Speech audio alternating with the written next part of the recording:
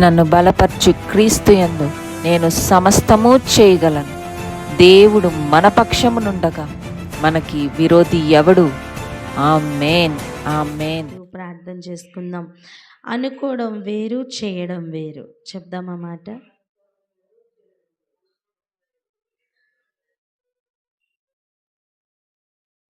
అనుకోవడానికి 2 నిమిషాలు పట్టచ్చేమో, కానీ చేయడానికి ఒక జీవితం పట్టచ్చు. అనుకోవడానికి 1 నిమిషం లేదా 1 సెకండ్ పట్టచ్చేమో, కానీ ఆ పని చేయడానికి కొంచెం ఎఫర్ట్ కావాలి. మనం ఎక్కడికైనా వెళ్దాం అనుకోవడం ఒక కూర్చొనో లేకపోతే నించునో ఉన్న స్థలంలో అనుకోవచ్చు. కానీ వెళ్ళాలి అంటే అక్కడి నుంచి కదలాలి అండ్ వెళ్తాను అనుకున్న స్థలానికి చేరాలి. సో అనుకోవడం వేరు, చేయడం వేరు. చాలాసార్లు మనం ఇలా చేద్దాం అలా చేద్దాం అనుకుంటాం, కానీ ఆ అనుకునే దాంట్లో ఆగడానికి వీల్లేదు. కానీ మనం చేయువారిగా మారాలి. ఆమేన్. ప్రతిరోజు మనం వాక్యం వింటున్నప్పుడు కానీ చదువుకుంటున్నప్పుడు కానీ చాలా అనుకుంటూ ఉంటాం. ఇక నుంచి నేను ఇలా చేయాలనుకుంటా, ఇలా అనుకుంటాను, ఇలా చేస్తాను అని చాలా తీర్మానాలు తీసుకుంటూ అనుకుంటూ ఉంటాం. అనుకోవడం వేరు, చేయడం వేరు. మన పరిస్థితులు ఎలా మారాలంటే అనుకోవడంలో ఆగకుండా చేయువారిగా మారాలి. ఈ నా వాక్యం వింటూ దాని ప్రకారం చేయువాడే నా తల్లి, నా సహోదరుడు అని చెప్తున్నారు యేసయ్య. యేసయ్య మాట్లాడుతున్నప్పుడు అక్కడ ఉన్నవారు చెప్తున్నారు, నీ తల్లియు నీ సహోదరులు వచ్చారయ్యా అని.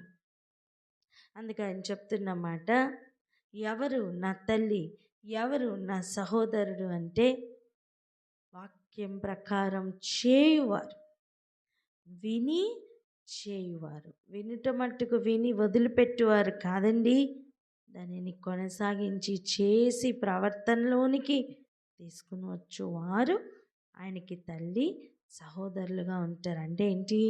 ఆయన బ్లడ్ రిలేషన్గా మారుతారు. సో మనం అనుకుని వారిగా ఆగద్దు. విని అనుకొని విడిచిపెట్టువారిగా మన జీవితాలు ఆగొద్దు, కానీ విని దానిని చేయువారిగా మారదాం. ఇటు తీర్మానంతో మనం ముందుకు కొన్ని విషయాలను చూద్దాం రండి.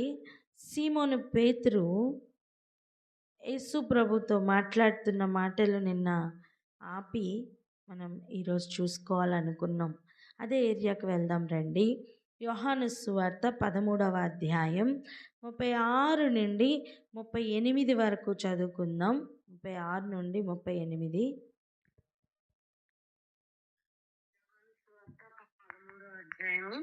36వ వచనం నుంచి 38వ వచనం వరకు. సీమోను పేతురు, ప్రభువా, నీవెక్కడికి వెళ్ళుచున్నావని ఆయనను అడుగగా, యేసు, నేను వెళ్ళుచున్న చోటికి నీవిప్పుడు నా వెంట రాలేవు, కానీ తరువాత వచ్చేదనని అతనితో చెప్పాను. అందుకు పేతురు, ప్రభువా, నేనెందుకు ఇప్పుడు నీ వెంట రాలేను? నీ కొరకు నా ప్రాణం పెట్టుదునని ఆయనతో చెప్పగా, యేసు, నా కొరకు ప్రాణం పెట్టుదువా? ఆయనను ఎరుగనని నీవు ముమ్మారు చెప్పక ముందు కోడి కూయదని నీతో నిశ్చయముగా చెప్పుచున్నాను నేను. హల్లెలూయా. ఇక్కడ పేతురు గారి కాన్ఫిడెన్స్ చూద్దాం. అనుకుంటున్నారు, పేతురు ఏం అబద్ధం ఆడట్లా.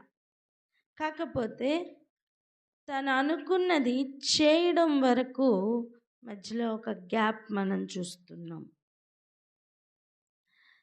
ప్రభా, నువ్వు ఎక్కడికి వెళ్ళుచున్నావని అడుగుతున్నప్పుడు యేసయ్య చెప్తున్న మాట, నేను వెళ్తున్న చోటికి నువ్వు ఇప్పుడు రాలేవయ్యా,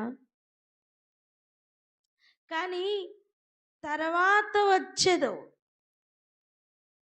ఒక నిరీక్షణతోనే ప్రభువు మాట్లాడుతున్నారు. ఒక ప్రాఫిటిక్ వర్డే అది. నువ్వు తర్వాత వస్తావు అని చెప్పడం నిశ్చయతను కలుగజేస్తున్న మాటే. అయితే పేతురు అంటున్న మాట, నేనెందుకు ఇప్పుడు నీ వెంట రాలేను? ఎందుకు ఆ మాట వచ్చింది అంటే, తెలిసి తెలియక మాట్లాడుతున్న మాట. ఏం మాట అండి? తెలిసి తెలియక మాట్లాడుతున్న మాట. మనం కూడా చాలాసార్లు దూకుడుగా ఇలా తెలిసి తెలియకుండా మనం మాట్లాడుతూ ఉంటాం. ఈ స్థితిగతులు మనం ఎదిగితే మారుతాయి. ఎప్పుడు మారుతాయండి? మనం ఎదిగితే మారుతాయి. మారుతాయి.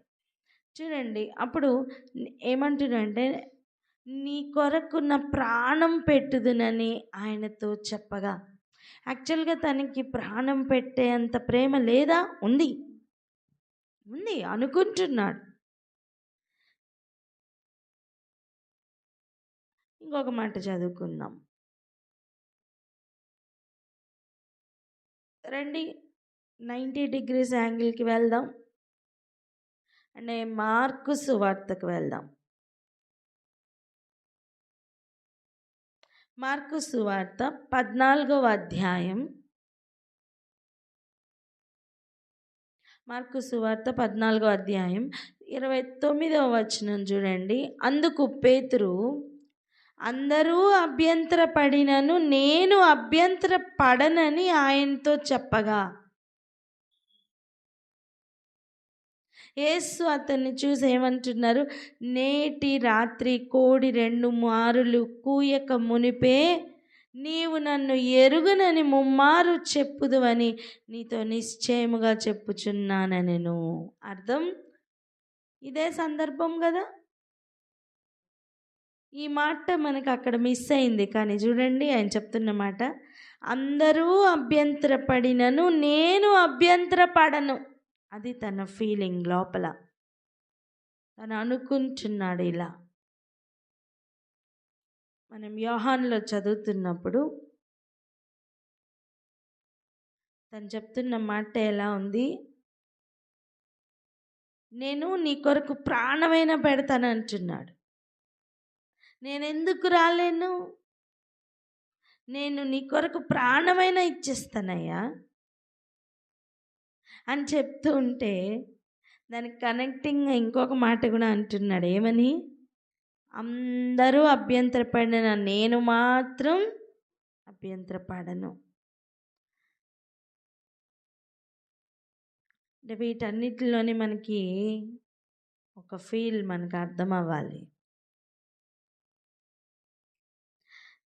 నేనైతే పడిపోను, నేనైతే ఇలా చెయ్యను, వారైతే ఇలా చేశారని వింటున్నప్పుడు వెంటనే నేనైతే ఇలా చెయ్యను అన్న ఫీల్ వస్తూ ఉంటుంది. చూసారా మనకి?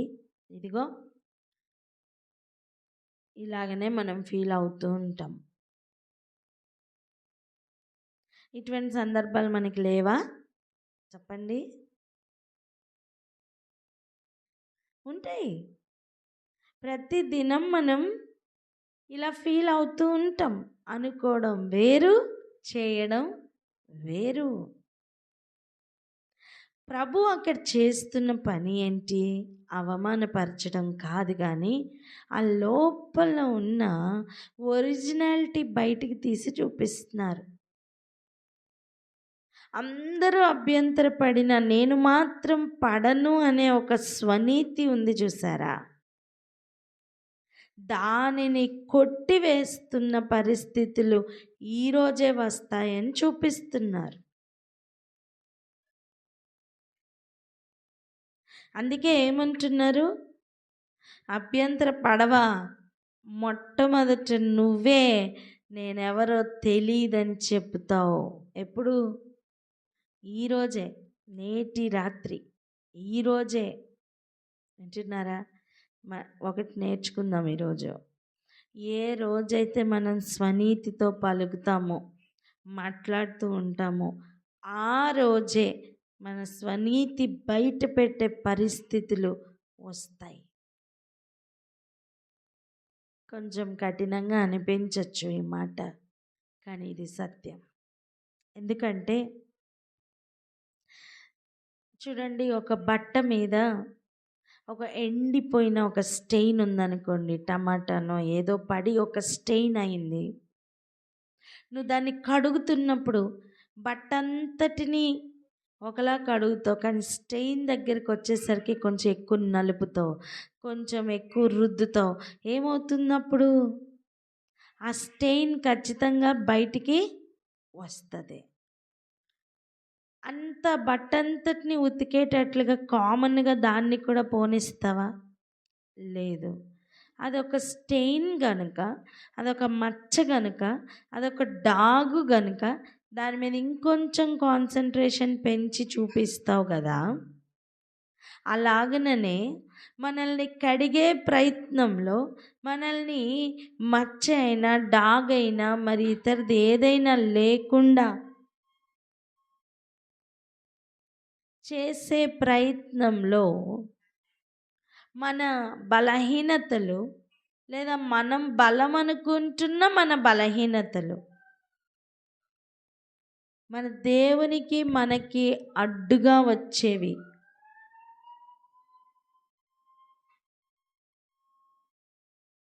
మన దేవునికి మనకి అడ్డుగా వస్తున్న విషయాలను ప్రభు ఎక్కువగా నలిపి వాటిని తీసి కడగాలని దేవుడు మన జీవితంలో నుంచే బయటికి తీస్తూ ఉంటారు.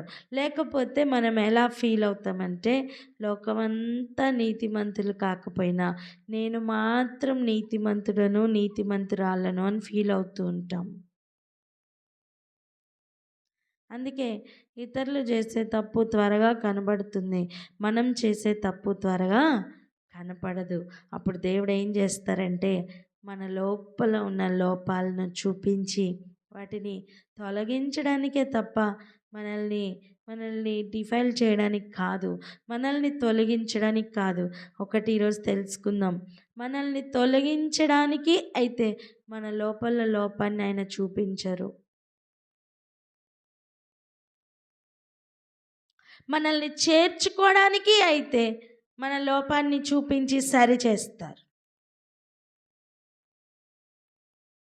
నాకెందుకు అనేటప్పుడు నువ్వు వారి గురించి పట్టించుకుంటావా? చెప్పండి.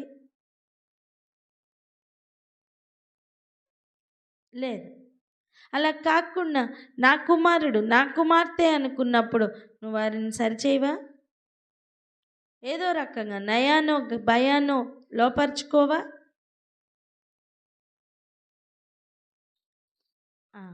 దేవుడు మరీ ఎక్కువగా నాకెందుకు అనుకుని విడిచిపెడితే ఆయన కనీసం సరి చెయ్యరు. అలా కాకుండా యోగ్యులుగా నిలబెట్టాలి అనుకుని ఆ లిస్టులో గనక ఉంటే ఖచ్చితంగా లోపల ఉన్న లోపాలను సరి చేయడానికే దేవుడు మన లోపల ఉన్న వాటినే బయటికి తీసి చూపిస్తారు. ఇక్కడ అదే ప్రయత్నం జరుగుతుంది. నేను ఎంతమంది అభ్యంతరపడిన ప్రభువా నేను మాత్రం పడను అనే ఫీలింగ్లో ఉన్న ఆ పేతురు గారిని ఇదిగో ఈరోజే నన్ను గురించి నువ్వు అభ్యంతర పడతావు. అది ఏ రేంజ్కి వెళ్తుందంటే ఆయన ఎవరో నాకు తెలియదని నువ్వు 3 సార్లు పలుకుతావయ్యా. ఒక్కసారి కాదు, పరిస్థితులకి భయపడి పలుకుతావు. నీ లోపల ఉన్న ఇంటెన్షన్ ఏంటి? ఎవరు అభ్యంతరపడినా నేను మాత్రం పడకూడదు. లోపల అనుకునే మాట ఏంటి? ఎంతమంది అడ్డం వచ్చిన నేను మాత్రం అభ్యంతరపడను. అభ్యంతరపడి ఎంతమంది పడిపోయినా నేను మాత్రం నిలబడే ఉంటానన్న ఫీలింగ్ లోపల ఉంది, ఆశ ఉంది, నిశ్చయత ఉంది. కానీ నువ్వు పడతావు అని ఎందుకు చూపిస్తున్నారు అంటే ఇక ఫ్యూచర్లో పడిపోకుండా నిలబెట్టుట కొరకు. ఆమేన్. మనం గడ్డి అండి. మనం గడ్డి వంటి వారం. పడిపోతాం, వాడిపోతాం. కానీ మనల్ని నిలబెట్టాలి అంటే కూడా ఆయన శక్తి ఆ గడ్డిలోనికి రావాలి. ఆయన్నే నిలబెట్టగలిగిన శక్తిని అనుగ్రహిస్తారు. మనం నిలబడలేమండి, ఆయనే నిలబెట్టగలరు. మనం అనుకుంటాం, ఎన్నో అనుకుంటాం. ఈరోజు నేను ఇలా చేస్తాను, అలా చేస్తాను, ఎవరు ఎన్ని చేసినా సరే నేను మాత్రం ఇలా ఉంటాను అనుకుంటున్న ప్రతి హృదయాన్ని కూడా దేవుడు తాకుతున్నారు. మనం ఎంతవరకు చేయగలమనే మన బలహీనతలు మన ఎదురుగుండా మనకే చూపిస్తారు. ఇండికేషన్ ఏంటి?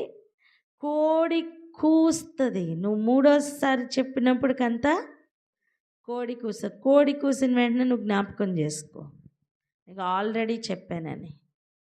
అని వారిద్దరి మధ్యన ఒక ఘర్షణ జరుగుతుంది. కానీ ఆగి ఒకసారి ప్రార్థన చేద్దాం.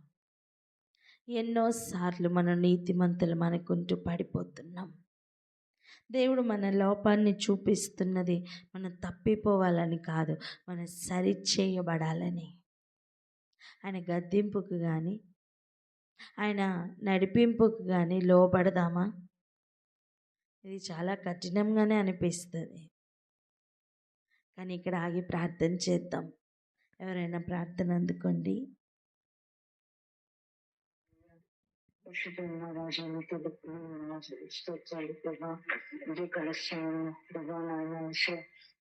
నాయన ఉన్న ఆయన విషయ స్వభావం ఆయన విషయం చేస్తూ ఆయన విషయంలో ఉన్న ఆయన ఆ యొక్క నాయన విషయ నేను నీతి మంచిగానే ఉంటానని ఎప్పుడు పడిపోనని ఆలోచిస్తున్నా. ఆ తలంపులను నాయన విషయం ఏం చేసినా సరే చేస్తున్నామని అనుకుంటున్న తలంపులు అన్ని ప్రభావం నాయన విషయం మీరు నాయన ఏసీ వాక్యం ద్వారా నాయన ఏసీ మాతో మాట్లాడుతూ ఉన్నాను. నీకు వందనాలు ప్రభా. నాయన నీకు స్తోత్రంలో ప్రభా, నీకు స్తోత్రంలో ప్రభా. ప్రభా నాయన విషయం ఎరుగును అని మారు నన్ను ఎరుగును వంకదు అని మీ పేతులతో చెప్తున్నప్పుడు ప్రభా, పేతులు నిజంగా మిమ్మల్ని ప్రేమించారు. కానీ ప్రభా ఆ పడిపోకుండా నాయన నీలో స్థిరముగా నీ ప్రేమలో నిలిచి ఉంది నాయన వేసే సమస్తమును చేయువాడుగా ఉండు నాయన.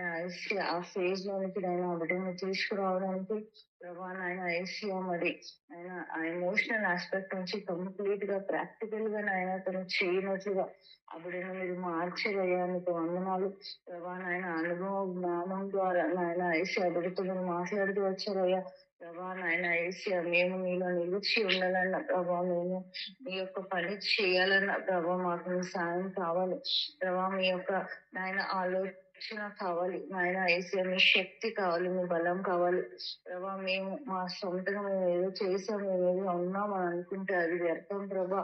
ప్రభా మేము ఎంతో బలహీనమని మేము ఒప్పుకుంటున్నాం ప్రభా. ప్రభా మేము ఏదో చేయగలం, ఏదో అయి ఉన్నామన్న తలంపులు నాయన ఏసీ మమ్మల్ని మా నుంచి తీసివేయండి ప్రభా. కంప్లీట్ గా నాయన ఏసీ మీకు సరెండర్ అయ్యి నాయన మీ ఆలోచనను స్వీకరిస్తూ మీ చిత్తంలో కంప్లీట్ గా నెరవేర్చేవారుగా చేసేవారుగా నాయన ఏసీయా ఆ ట్రాన్స్ఫర్మేషన్ లోకి నాయన మీరు అన్నాడు పేపర్ గారిని తీసుకుని వెళ్ళారు. ఆ జీవితంలో కూడా ఆ ట్రాన్స్ఫర్మేషన్ తీసుకురామని ప్రభా, మా ఆలోచనలు కాదు కానీ మీ నీతిని నెరవేర్చి నాయన మేము పడిపోగా స్థిరులుగా నిలబడి చిత్తం యావత్తు చేయువారుగా ఉండే కృపణమని ఆయన ఏసునామమున బ్రతిమలాడి వేడుకున్నాం తండ్రి. ఆమేన్. యేసు ప్రభు వారు వెంటనే చెప్తున్న మాట ఏంటి? ఈరోజు రాత్రే కోడి 2 సార్లు కూయక మునిపే నన్ను ఎరుగనని చెప్తావు నువ్వు అని చెప్తున్నప్పుడు అవునా అని ఒక్క క్షణం ఆలోచించలేదు. వెంటనే మళ్ళీ చెప్తున్న మాట ఏంటో తెలుసా? ఇప్పుడు చదవండి 31వ వచనం.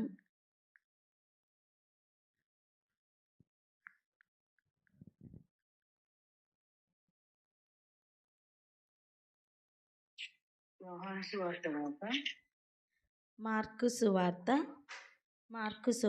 14:31.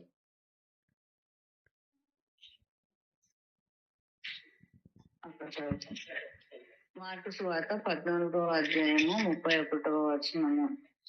అతడు మరి ఖండితముగా, నేను నీతో కూడా చావవలసి వచ్చినను నేను ఎరుగనని చెప్పనను. అట్లా వారందరూ మళ్ళీ స్తోత్రం. యేసు ప్రభు వారే ఖండితంగా ఇలా చెప్తావు అని చెప్తే అవునా అని ఆగలేదండి. ఆ బండి ఆగలా. మనం ఇదే విషయాన్ని మత్తయి సువార్తలో కనుక చూడగలిగితే అక్కడ కూడా మనకి ఇదే డీటెయిల్ ఉంది. 26వ అధ్యాయం చూడండి, మత్తయి సువార్త 26వ అధ్యాయంలో కూడా 33వ వచనంలో, అందుకు పేతురు, నీ విషయమై అందరూ అభ్యంతరపడినను నేను ఎప్పుడునూ అభ్యంతరపడనని ఆయనతో చెప్పగా. అదే ఫీలింగ్ కదా, ఇంకొంచెం ఖండితంగా చెప్తున్నారు. అండ్ ఎట్లా రాశారు చూడండి, యేసు అతన్ని చూచి, ఈ రాత్రి కోడి కూయక మునిపే నీవు నన్ను ఎరుగనని ముమ్మారు చెప్పుదువని నీతో నిశ్చయముగా చెప్పుచున్నాను అని చెప్తే, వెంటనే ఆయన చెప్తున్న మాట ఏంటి? పేతురు ఆయనను చూచి, నన్ను ఇలా అంటావా అని చూచి, నేను నీతో కూడా చావవలసి వచ్చినను నిన్ను ఎరుగనని చెప్పను. నీతో కలిసి చావవలసి వస్తే కూడా, అంటే ఇప్పుడే నీతో కలిసి చనిపోవడానికి నేను సిద్ధం అని చెప్తున్నాడు. రెండో మాట ఏంటి? నిన్ను ఎరుగను అని నేను చెప్పనయ్యా అనగానే శిష్యులు కూడా అదే ప్రకారం శిష్యులందరూ అనిరి అంట. చూసారా, శిష్యులందరూ అన్నారు. ఇదంతా ఎందుకు మనం ఇంత డీటెయిల్డ్గా చూస్తున్నామంటే, మన లోపల కూడా తొందరపడే క్యారెక్టర్, ఇటువంటి క్యారెక్టర్ మన లోపల ఉంటుందండి. ప్రతి ఒక్కరి జీవితంలో మన లైఫ్లో ఇటువంటి క్యారెక్టర్ మన అందరి జీవితంలో ఉంటుంది. ప్రభువే చెప్తుంటే కూడా మనం కాదు అని మన నీతిని ప్రదర్శించుకునే ప్రయత్నం మనం చేస్తూ ఉంటాం. త్వరగా ఒక కరెక్షన్ని కానీ లేదా మన లోపాన్ని కానీ యాక్సెప్ట్ చెయ్యలేం. ఇలా చెయ్యొద్దు, నువ్వు ఇలా చేయిస్తావు అని కనుక చెప్తే ఇలా అవుతుంది, నువ్వు ఇలా చేస్తే ఇలా అవుతుంది, అమ్మా అది తీయకు, అక్కడి నుంచి తీయకు, లేకపోతే ఇది ఇలా చెయ్యకు, ఇది ఇలా చెయ్యి అని చెప్తున్నాం అనుకోండి. అప్పుడు ఎదుటి వ్యక్తి ఎలా మాట్లాడతారు? వెంటనే నాకు తెలుసు, అది తీస్తే కూడా ఏం అవ్వదు, ఇది ఇలాగే పెడతాను. ఇలా మన లోపల ఒక తరహా యారగెన్సీ ఉంటుంది, యాక్సెప్ట్ చెయ్యలేం మనం. లేదా ఇతరులు ఏదైనా చెప్తున్నారనుకోండి, మనం వెంటనే దానికి సరే అని చెప్పి లోబడలేం మనం. ఆ లోబడడానికి ఈ ఫస్ట్ చెప్తున్న మాటకి మధ్యలో ఒక ప్రయాణం ఉంటుంది. అంటున్నారా? అది తీయద్దమ్మా పడిపోతుంది అని చెప్పామనుకోండి, లేదు ఏమవ్వదు, నేను జాగ్రత్తగానే తీస్తాను అని చెప్పి అరగంటగా తీసామనుకోండి, అది నిజంగానే పడింది అనుకోండి, అప్పుడు నాలుగు ఖర్చుకొని అయ్యో అనుకుంటా. ఈసారి నెక్స్ట్ టైం చెప్తే ఏం చేస్తాం? ఈసారి నెక్స్ట్ టైం చెప్తే కూడా అలాగే చేస్తామా? మాట వింటామా? చెప్పండి. అప్పుడు మాట వింటాం కదా. ఇది అదే పరిస్థితి. అందరూ అభ్యంతరపడిన నేను మాత్రం పడను. మంచి ఆలోచన మంచిదే, తీర్మానం మంచిదే, మనం అనుకుంటామండి చాలాసార్లు మనం పడిపోమని, మనం చాలా నిబ్బరంగా ఉండగలమని. కానీ అనుకోవడం వేరు, చేయడం వేరు. మనం పడిపోవాలనేది ప్రభు ఉద్దేశం కాదు. మన మానవ నైజం ఆయనకి తెలుసు, మన బలహీనతలు ఆయనకి తెలుసు.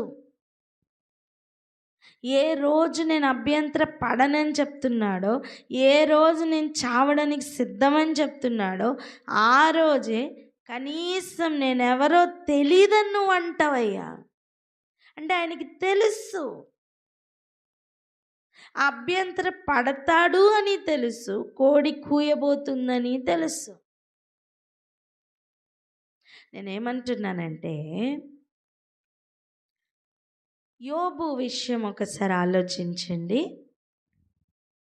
నా సేవకుడైన యోబు గురించి నువ్వు ఆలోచించావా?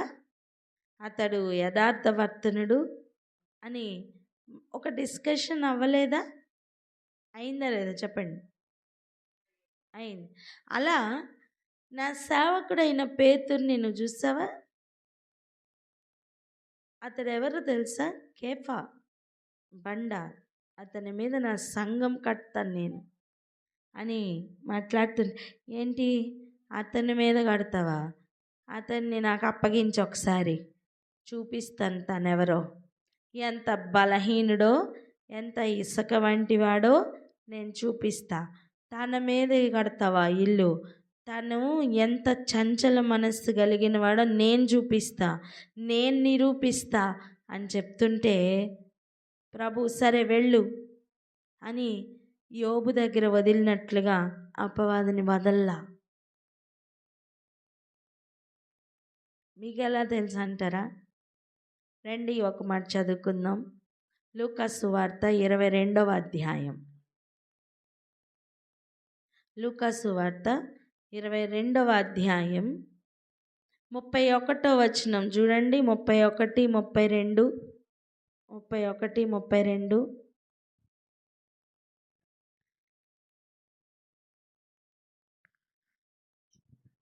సువార్త 22, 31, 32. సీమోను, సీమోను, ఇదిగో సాతానును పట్టి గోధుమల వలె జల్లించుటకు నేను కోరుకున్నాను. దాన్ని నీ నమ్మిక తప్పిపోతున్నట్టు నేను నీకు వేడుకుంటున్నాను. నీ మనసు తిరిగిన తర్వాత నీ సహోదరులను స్థిరపరచునని చెప్పాను. హల్లెలూయా. ఏంటంట? సీమోను, సీమోను, ఇదిగో సాతాను మిమ్మను పట్టి గోధుమల వలె జల్లించుటకు మిమ్మను కోరుకొనెను. ఏంటి, వీళ్ళ నీ శిష్యులు గోధుమలను జల్లించినట్టుగా నేను జల్లిస్తా, నాకు అప్పగించు. ఒక్కరు కూడా మిగలరయ్యా నీ దగ్గర, అంత బలహీనులు వీళ్ళు అని వారిని గురించి కోరుకున్నాడట.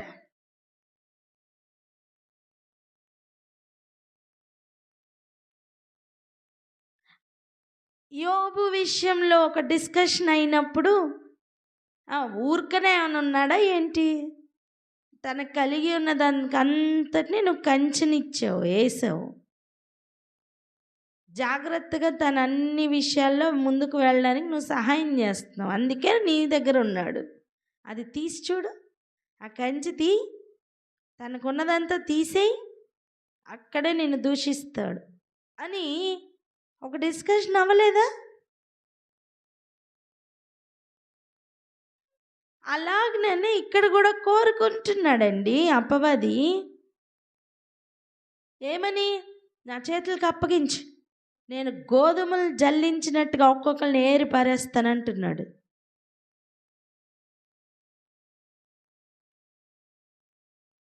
అంటే శిష్యుల్ని ఎంత అంటే వారు ఇంకా స్ట్రాంగ్ అవ్వలేదు కనుక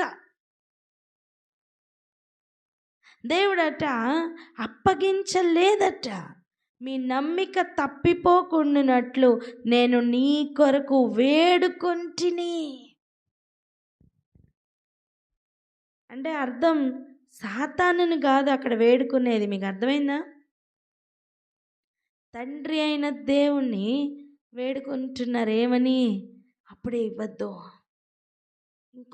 ఇంకొంచెం బలపరచాలి. అర్థమవుతుందా ఈ ఫీల్? కమాన్, ఈరోజు ఈ విషయం మనకు గనక అర్థమైతే మనం ఈరోజు మనం ఇంకా బలహీనలై ఉన్నప్పటికీ కూడా దేవుడు మన పక్షాన ఏం చేస్తున్నారో మనకు అర్థమవుతుందండి.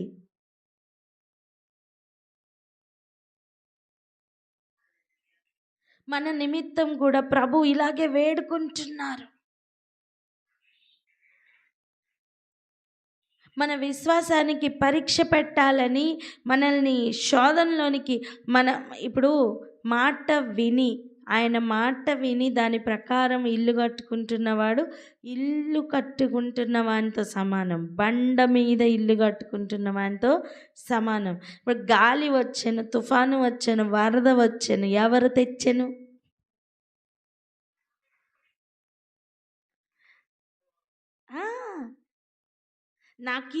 నాకివ్వు ఛాన్స్ ఇవ్వు.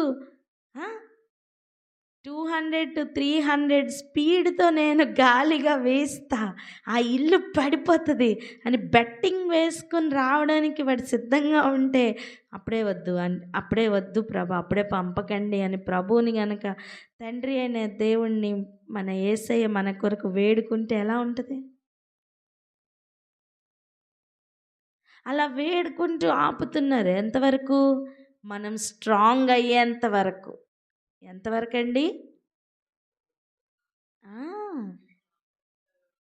ఒక చిన్న మాట చెప్పిన, ఒక ఇల్లు కడుతున్నాం అనుకోండి, ఈరోజే జస్ట్ ఇప్పుడే సిమెంట్ అన్నీ వేసి కడుతున్నాం అనుకోండి. ఇప్పుడు వర్షం పడితే ఓకే పడని అనుకుంటామా? చెప్పండి అనుకుంటామా? వద్దు, ఈ ఒక్కరోజు పడకుండా ఉంటే బాగుండు అనుకుంటాం. అవునా? కానీ రేపు ఎల్లుండు పడ్డదనుకోండి, మనం ఏమనుకుంటాం? అమ్మయ్య, తడిపే పని తప్పింది, మంచి పని అయింది. ఈ వాటర్ పడడం వల్ల ఈ గోడ ఏమవుతుంది? స్ట్రాంగ్ అవుతుంది. మీకు ఈ సిమెంట్ అన్నీ వేసిన తర్వాత ఆ గోడలు తడుపుతారు తెలుసా? ఎందుకు? అవి బాగా స్ట్రాంగ్ అవుతాయంట. అవి ఎంత తడిపితే అంత స్ట్రాంగ్ అవుతాయి. కానీ వేసిన దానికి తడపడానికి మధ్యలో ఒక చిన్న పీరియడ్ ఉంది, గ్యాప్ ఉంది, చూసారా? వేస్తున్న వెంటనే పడితే అది కూలిపోతుంది, పడిపోతుంది.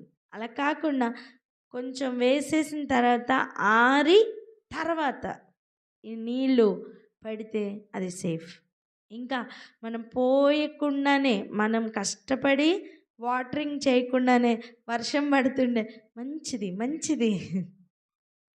అంటున్నారా? అలా మనం రెడీ అయిన తర్వాత ఒక్కొక్క టెస్ట్ మళ్ళీ ఇంకా స్ట్రాంగ్గా చేస్తాయి.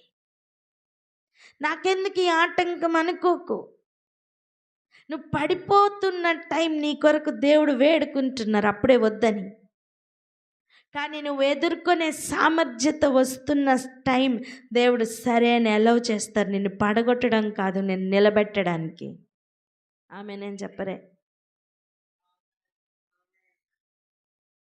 ఒక్కొక్క ఆటంకం, ఒక్కొక్క శ్రమ వెంబడి శ్రమ నిన్ను ఇంకా స్ట్రాంగ్గా చేస్తాయి.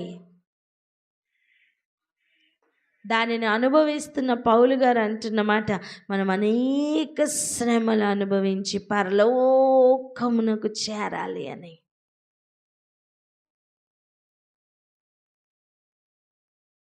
గోధుమలను జల్లించినట్టుగా జల్లించేస్తా, నాకు అప్పగించని అడిగాడు అంటండి అపవాది. ప్రభు ఈ మాట చెప్తుంటే కూడా గ్రహించలేని స్థితిలో ఉన్న పేతురు ఏమంటున్నాడో తెలుసా? చూడండి 33వ వచనం వెంటనే చూడండి. 32లో నీ నమ్మిక తప్పిపోకున్నట్లు నేను నీ కొరకు వేడుకొంటిని. నీ మనస్సు తిరిగిన తర్వాత నీ సహోదరులను స్థిరపరచమని చెప్పాను.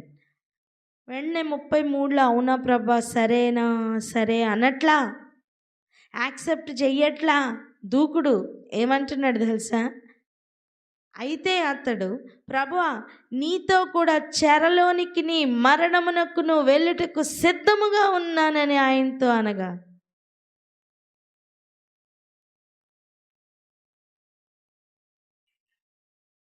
వింటున్నారా? మనం కూడా అంతే. ఏం జరగబోతుందో మనకి తెలియదు, ప్రభువుకి తెలుసు. మన బలహీనతలు, మన బలాలు ఆయనకి తెలుసు. ఏమంటున్నాడు? నీతో కూడా చెరలోనిక రెడీ, మరణానిక రెడీ, సిద్ధంగా ఉన్నానయ్యా. నన్నేంటి అలా అంటావు నువ్వు?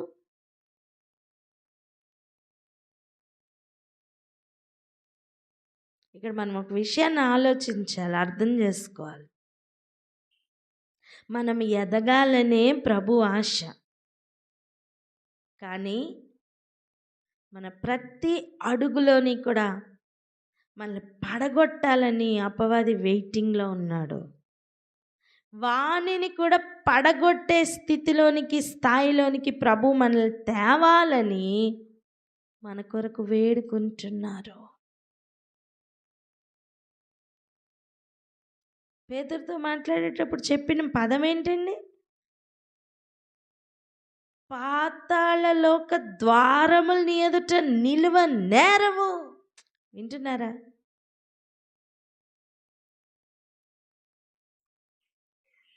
ఎందుకు పేతురు టార్గెట్ అవుతున్నాడు? ఎందుకు శిష్యులందరూ టార్గెట్ అయ్యారు అంటే, ఆయన సంఘమును కడతానని చెప్పారు. పాతాళలోక ద్వారాలు మీ ఎదుట నిలవ నేరకుండా మిమ్మల్ని నేను స్ట్రాంగ్గా కడతానని చెప్పారు ప్రభు అండి. అందుకే ఇప్పుడు వాడు వేలు చుట్టూ తిరుగుతున్నాడు. అర్థమైందా? Always anointed are targeted.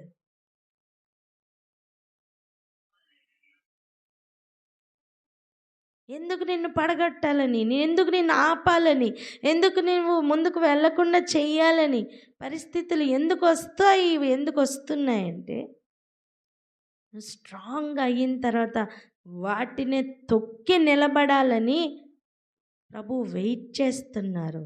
మనం మన బలహీనతలు, మన ఎమోషన్స్ అన్నిటినీ మనం దాటాలా. ప్రభువే ఈ మాట చెప్తుంటే కూడా వాటిని అడ్డగిస్తూ మళ్ళీ చెప్తున్నాడు. ఏమని? చెరలోనికి వెళ్ళాలన్నా నేను రెడీ. అబ్బా, ప్రభు ఏమంటున్నారు వెంటనే?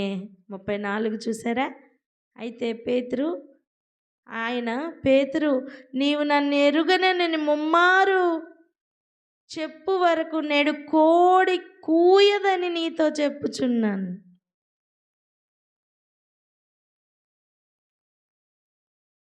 నువ్వు 3 సార్లు నేను తెలియదని చెప్తావు, అప్పుడు కోడికి వస్తుందని చెప్పడం వేరు.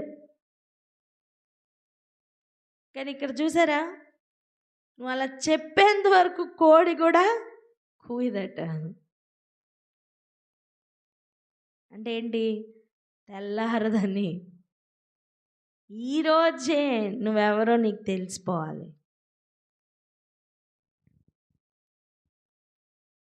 దాని అర్థం ఆయన మనల్ని పడగొట్టాలని కాదు. గ్రహిద్దాం, మనందరి మీద దేవునికి ఒక ప్రణాళిక ఉంది.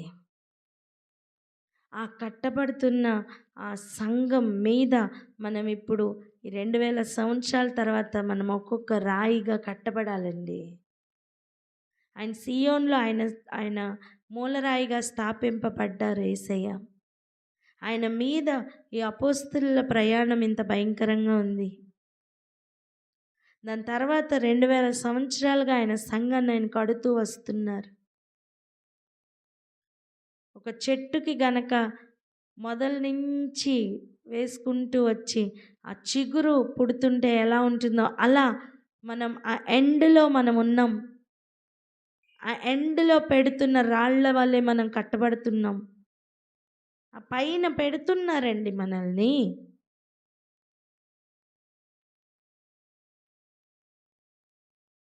ప్రయాణం సేమ్గానే ఉండొచ్చు, కానీ ఒక్కసారి ఆలోచిద్దాం. మనకి కూడా ఇటువంటి టెస్ట్లు ఉంటాయి. అనుకోవడం వేరు, చేయడం వేరు. ఎన్నో అనుకుంటున్నాం, మనం చేయలేకపోతున్నాం. ఈరోజు దానిని దాటాలి. ఆయనను ప్రేమించాలనుకుంటున్నాం, ప్రేమించలేకపోతున్నాం. ఆయన కొరకు నిలబడాలనుకుంటున్నాం, నిలబడలేకపోతున్నాం. రోజంతా వాక్యం చదువుకోవాలనుకుంటున్నాం, చదవలేకపోతున్నామేమో. నేను ఉదయాన్నే లేవాలనుకుంటున్నాం, లేవలేకపోతున్నామేమో. ఇలా అనుకుని ఆగే పరిస్థితులు కాకుండా చేయువారిగా మనం మారాలని ప్రభు ఎదురు చూస్తున్నారు. నువ్వు స్థిరపడి, ఎలా చెప్తున్నారు చూసారా? ఎలా? నీ మనస్సు తిరిగిన తర్వాత నీ సహోదరులను స్థిరపరచమని చెప్పాను.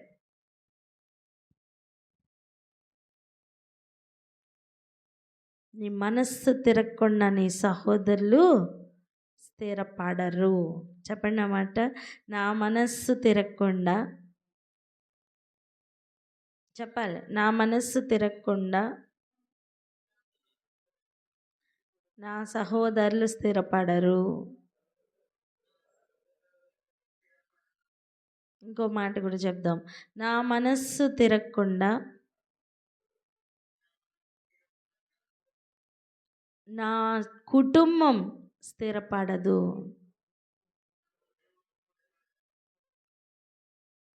చూసారా? బాధ్యత ఎవరి మీద ఉంది? వింటున్న మన మీదే ఉంది. చెప్పండి, నా మీదే ఉందని చెప్పండి.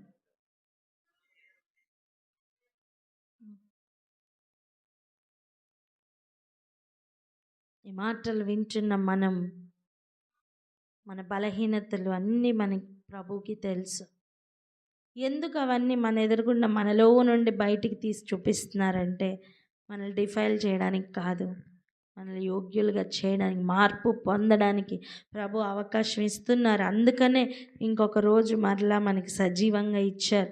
ఈరోజు మార్పు పొందుదాం, అటువంటి తీర్మానం తీసుకుందాం. అనుకునే దాంట్లో ఆగద్దు, చేయువారిగా మారదాం. చిన్న చిన్న విషయాలే కావచ్చు, నమ్మకంగా ఉందాం. అందరూ పడిపోయినా నేను మాత్రం పడను అనే ఫీలింగ్ ఉంటే ఈరోజు పేతురుకి మనకి ఏ తేడా లేదు. గుర్తుపడదాం. పక్కవారి గురించి కాదు ఈ మాటలు, మన గురించి, నా గురించి, నీ గురించి. వ్యక్తిగతంగా ఈ మాటలు తీసుకుందాం. మన బలహీనతలను ఎరిగిన దేవుడు మనల్ని తీసి పక్కకు పెట్టాలంటే ఎంతసేపు కావాలి? సాతాను కోరుకుంటున్నాడట, కానీ దేవుడు విడిచిపెట్టలేదట. ఆయన కూడా కోరుకుంటున్నారు మన గురించి ఇంకొంచెం సమయం ఇమ్మని. ఈ సమయం నిర్లక్ష్యం చేయకుండా సిద్ధపడదాం. దూకుడు మాటలు మాట్లాడిన కాలం చాలు. అజ్ఞానంతో మనం చేయని పనులు కూడా చేస్తామని చెప్పుకుంటున్న పనులు చాలు. అదే కదా జీవపు డంబం.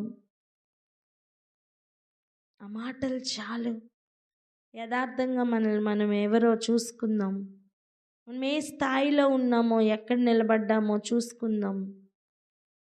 ప్రవర్తనలో మార్పు తెచ్చుకుందాం.